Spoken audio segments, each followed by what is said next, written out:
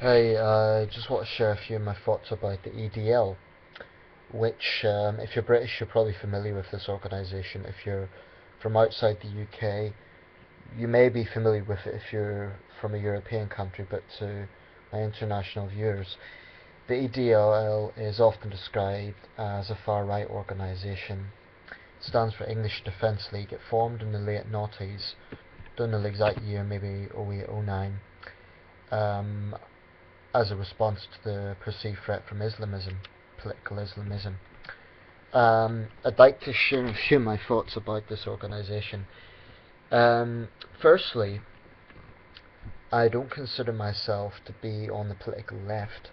I consider myself a centrist on many issues, so I'm not sort of what would be described as the political left as such.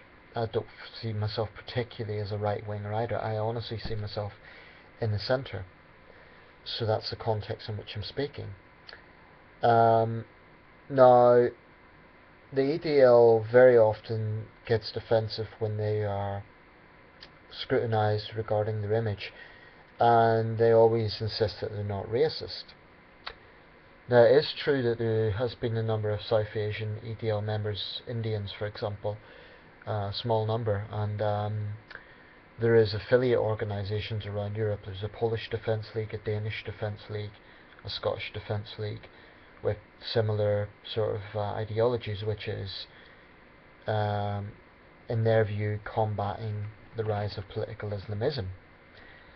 Now, about that subject, political Islamism, it is absolutely indisputable that it is a problem.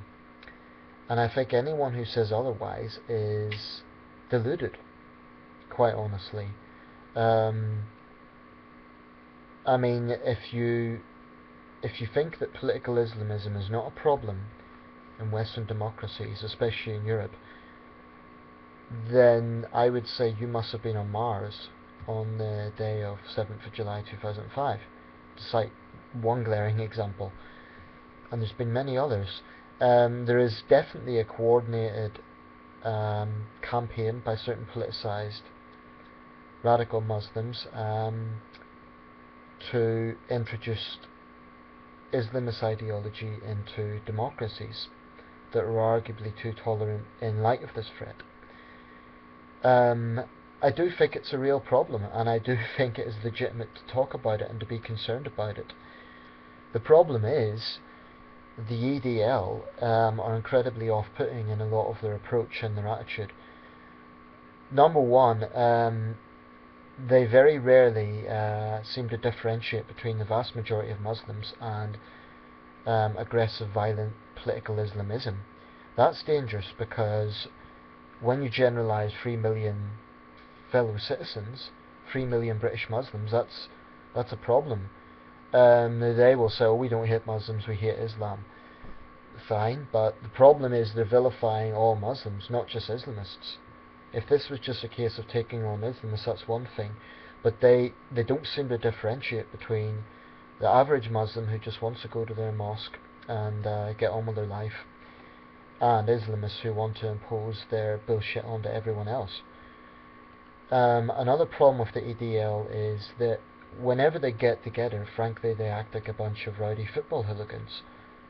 Um, I mean, pretty much every EDL video that I come across, it's a bunch of shaven-headed men. Nothing wrong with that, but this is all about image. Um, Loudly chanting EDL, England. They come across as a bunch of football hooligans. Now, there's nothing wrong with having a bald head, of course. There's nothing wrong with high spirits. But when you add all these things together, it is an image issue, right? And it projects an image of basically the National Front type image that was around in the 80s.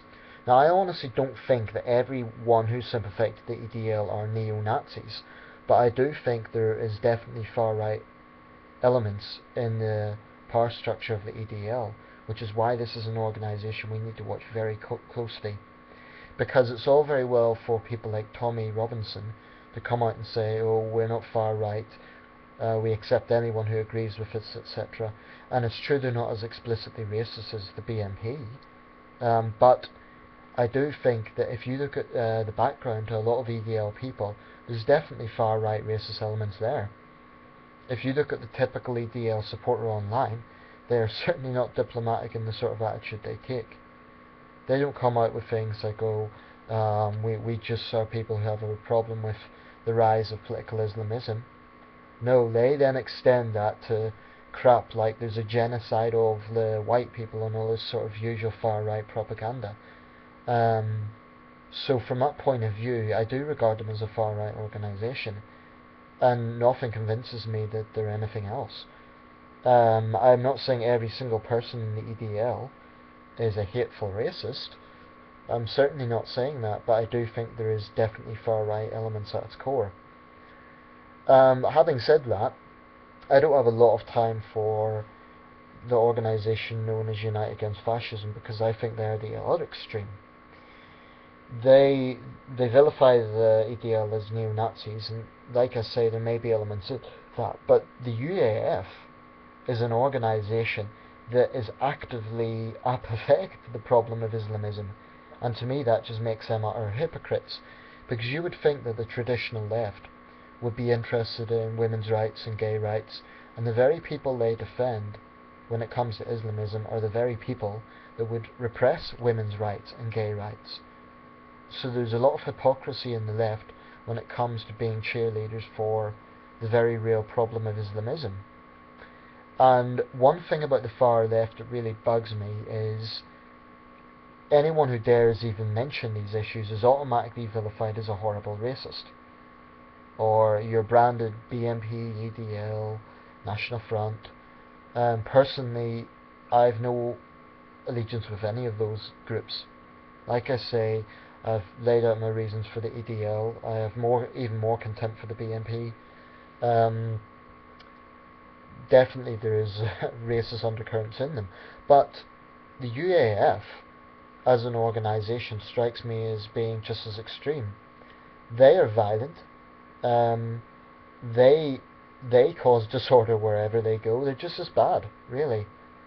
So for the vast majority of Britons who are somewhere around the middle, i.e. who tend to support mainstream parties, who would regard themselves as centrists, I'm not necessarily saying you vote for one of the mainstream parties. A lot of people are apathetic, but what I'm saying is people who would not associate themselves with the far right or far left, seeing both of these organisations is rather off-putting. The UAF is a group that unless you slavishly agree with every single thing they say, they will target you, they will shout you down, in some cases they will violently attack you. As far as I'm concerned, they're just as thuggish as the very groups that they attack. So I've no time for the Unite Against Fascism organisation. There's people in that group who are socialists. I'm fine with that, more or less. But there's also some truly far left elements in there. You have communists, for example, in Unite Against Fascism. Now, I find communism just as odious as fascism. Like fascism, it's a totalitarian ideology that costs millions of lives. And we should never ever lose sight of that fact. The far left is just as odious as the far right. It's just as intolerant, just as aggressive, and just as single-track minded. So I'm speaking in this video very much from a centrist perspective. I believe that Islamism is a real problem, and I believe we probably can do more against it as a nation. But nothing about the EDL convinces me they are the best approach in dealing with it. I mean, seriously, if they want to be taken as a respectable, or at least, let's say, responsible force in British politics, then they need to stop acting like a bunch of drunk football hooligans, because it's very off-putting, it's aggressive, and it is intimidating. I mean, you know, if people are with a young family and they're going through a town or city centre and they see a bunch of loudmouths coming through like that, it's actually quite intimidating. So if they want to be taken seriously as a reasonable force against the problem of Islamism, they should seriously consider this.